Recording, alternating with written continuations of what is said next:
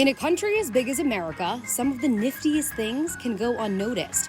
One man turned a childhood moment into a museum and proved you don't have to leave a small town to dream big. But I've got a lot of ways to get there. Terry Gale is no stranger to driving around.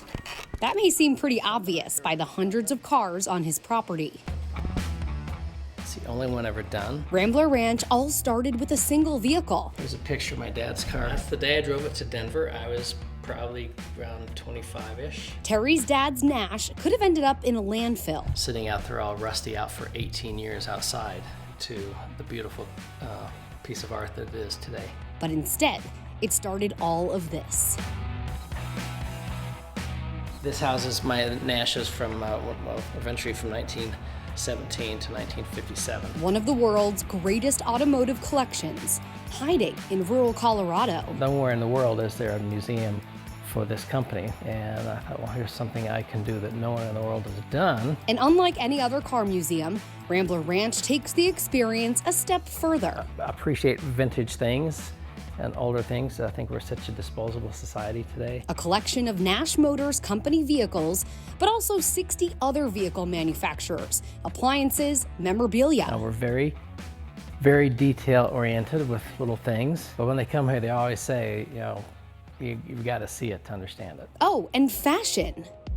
So this all makes me happy. A vintage collection was waiting for the right creative director. Terry had a lot of mannequins on display, but they were not up to par with the way his cars were being displayed. That's when Daniel Green stepped in. I came on a tour here at the ranch. I just saw a lot of creative possibility here. Bringing big Hollywood glamour to the forefront of Rambler Ranch. The creative process is simple. It's play. You know, just simply play, experiment, and you can't go wrong. And when being creative, there are no wrong answers. We are in the wardrobe department at the Rambler Ranch behind the scenes. You gotta check out my wig room in here.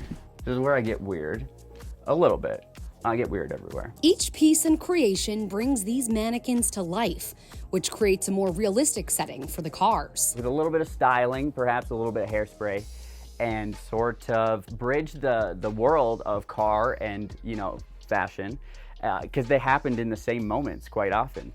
Who's getting out of that car? The dress on this mannequin is the actual dress that she wore the night she was crowned Miss America. Those are the little details that just give me goosebumps to think about. Daniel never realized glam and glitz could exist like this in rural America. You just think you have to go to Hollywood to produce, to do what, you know, to make it big or to achieve your dreams. But you can kind of make your dreams happen anywhere. It's just what you do with what you have. Now he knows that's not the case. I never imagined that I would be out in the rural countryside of Colorado, living my mini Hollywood dream. I'd never saw it coming, but I wouldn't change it for anything. He's a huge reason why this eclectic oasis challenges how many times visitors can say wow. This wow, just like there is it gives me goosebumps to think about. Actually, that does it for me too when I see their enthusiasm. To show personality through what someone chooses to wear, I think is powerful, and I think it creates such dynamic. You can just get a sense of somebody the way that they're presenting themselves, and that is the same with these characters here. Most of the time, these buildings are quiet, but the stories are much louder than you can imagine. Anything can happen anywhere. In Elizabeth, Colorado, I'm Jessie Cohen reporting.